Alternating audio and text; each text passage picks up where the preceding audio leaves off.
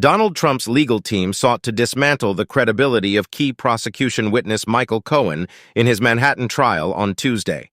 Cohen, Mr. Trump's former lawyer, testified about hush money payments to adult film star Stormy Daniels.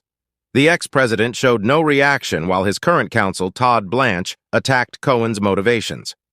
Cohen, portrayed by other witnesses as being quick to anger, stayed calm during 2 hours of tense exchanges.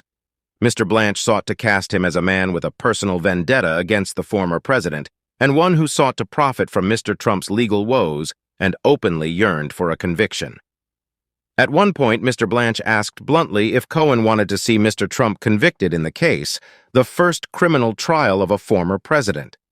After being pressed, Cohen responded, "Sure."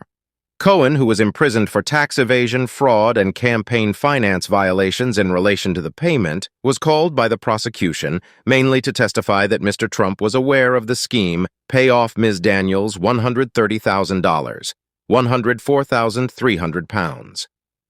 Mr. Trump faces 34 counts of business fraud for allegedly reimbursing Cohen for the payment through transactions disguised as legal expenses. Prosecutors charged that concealing the payment, made just before the 2016 presidential election, qualifies as election interference.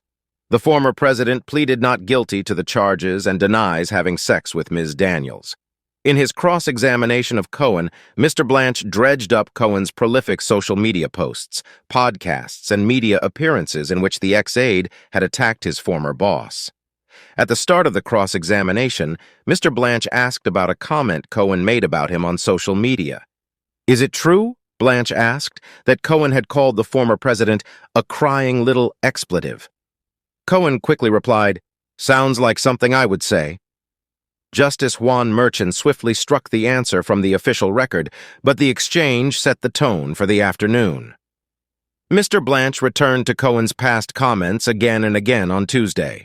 Earlier, under questioning from prosecutors, Cohen testified that he had lied for Mr. Trump in order to protect the former president. His testimony will continue when court is back in session on Thursday. Prosecutors took a risk calling Cohen, who has posted plenty of fodder online for Mr. Trump's lawyers to attack.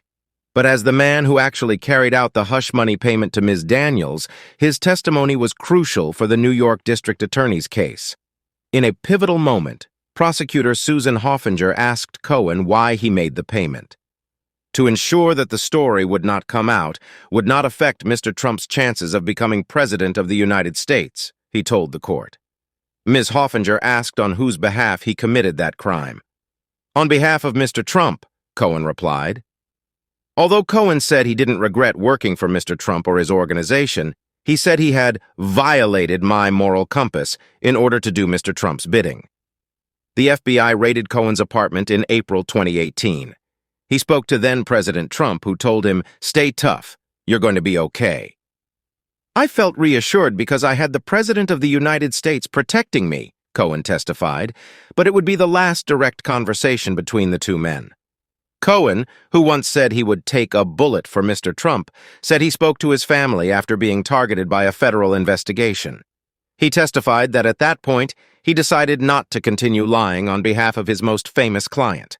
After court wrapped up on Tuesday, Mr. Trump told reporters that his team had a very good day and criticized a gag order limiting what he can say publicly about the judge's family, witnesses, and others involved in the case. "I would love to not be under the gag order," he said. A number of Mr. Trump's Republican allies and possible running mates for November's elections have attended the trial this week. House Speaker Mike Johnson, currently the top Republican in the U.S. government and in line to succeed the president after the vice president, was present on Tuesday and spoke to reporters outside. Former presidential candidate Vivek Ramaswamy, North Dakota Governor Doug Burgum, and Representative Byron Donalds of Florida also attended the trial. On Monday, Republican Senators J.D. Vance and Tommy Tuberville were in the gallery, along with several other elected Republican officials. Prosecutors indicated during arguments on Tuesday that Mr. Cohen would be the last witness they call. Mr. Trump has indicated that he wants to take the witness stand to testify in his own defense, but whether he actually does so remains to be seen. Kindly like, subscribe, and share your thoughts in the comments section.